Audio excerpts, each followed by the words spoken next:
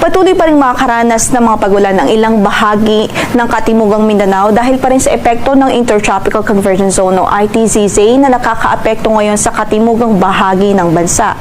Ang mga lugar na may mataas na tsansa ng mga pag-ulan ngayon at sa mga susunod na oras in the next 24 hours ay dito po sa Surigao del Sur, Davao Oriental, Davao Occidental, Sarangani, Sultan Kudarat, maging ang mga lalawigan ng Sulu, Basilan at Tawi-Tawi.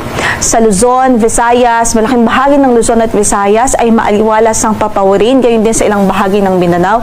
In the past hours ay naging maaliwalas po ang kalangitan doon at inaasahan natin na sa natitirang bahagi ng ating bansa, in the next 24 hours ay magiging maaliwalas pa rin ang kalangitan at mababa ang tsansa ng mga malawakang pag-ulan liban sa mga localized thunderstorms, especially sa hapon at gabi. Kaya kung mapapansin nyo po dito sa ilang bahagi ng Northern Luzon, mataas ang tsansa ng mga thunderstorm, especially the central eastern side of Northern Luzon.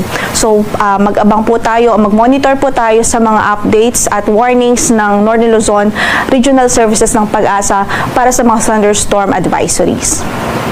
Pero mainit at malisangang panahon pa rin ang mararanasan sa malaking bahagi ng bansa at karamihan nga ng mga lugar na kung saan ay nakakaranas ng mainit na panahon, malaking bahagi po dyan ay sa Luzon at Visayas at ilang bahagi ng Mindanao.